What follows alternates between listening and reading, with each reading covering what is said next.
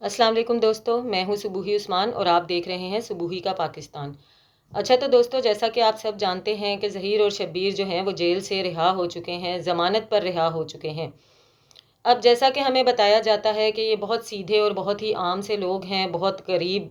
لوگ ہیں، اور کیا کہتے ہیں، یتیم بچے ہیں، ایک بیوہ ماں کی اولاد ہیں، اور ان کے جو ہے نا کردہ گناہ جو ہے ان کے گلے پڑ گیا ہے، جس کی سزائیں یہ لوگ بھگت رہے ہیں۔ یہ یتیم بچے، یہ بیوہ ماں کی اولادیں آج جب جیل سے رہا ہوتی ہیں تو یہ کسی عام سی سواری پر نہیں، کسی رکشے پر نہیں، عام لوگوں کی طرح کسی ٹانگے پر نہیں، کسی چنگچی پر نہیں، بلکہ بہت ہی شان و شوکت سے ایک عدد پراڈو گاڑی جیل کے باہر آتی ہے، جس میں ظہیر اور شبیر بیٹھتے ہیں اور اپنی منزل کی طرف روانہ ہو جاتے ہیں۔ اور وہ منزل بھی کوئی عام سی جگہ نہیں، کوئی عام سا علاقہ نہیں، کوئی دیہات نہیں، کوئی گاؤں نہیں، بلکہ ڈیفنس کا انتہائی پوش علاقہ، جہاں پر ان کی رہائش کا بندوبست کیا گیا ہے۔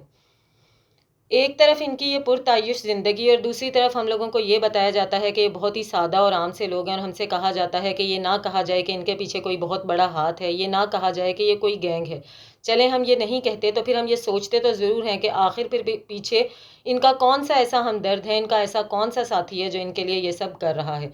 تو دوستو، جس طرح مجھے جان کر بہت حیرت ہوئی، آپ لوگوں کو بھی جان کے بہت حیرت ہوگی۔ ان کے لیے یہ تمام انتظامات ہماری آپ کی پیاری سندھ پولیس نے کیے۔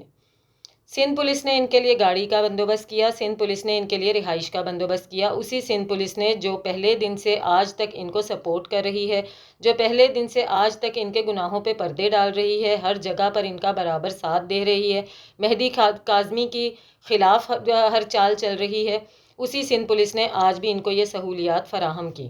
اور جیسا کہ آپ سب جانتے ہیں کہ پولیس کسی کی سگی نہیں ہوتی، پولیس کسی کی رشتہ دار نہیں ہوتی، پولیس کا کسی کے ساتھ تعلق نہیں ہوتا،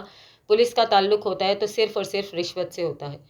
تو یہ جو غریب یتیم بچے ہیں، آخر ان کے پاس اتنا پیسہ کہاں سے آ رہا ہے جس سے یہ سندھ پولیس کو خوش کر رہے ہیں، اور جس سے خوش ہو کر سندھ پولیس ان کے ساتھ اتنا اچھا رویہ کر رہی ہے؟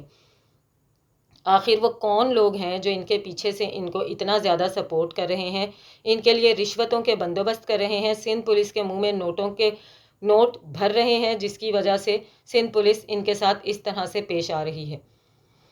پھر یہ کہتے ہیں کہ ہمیں گینگ نہ کہیں، پھر یہ نہ کہیں کہ ہمارے پیچھے کوئی ہاتھ ہے۔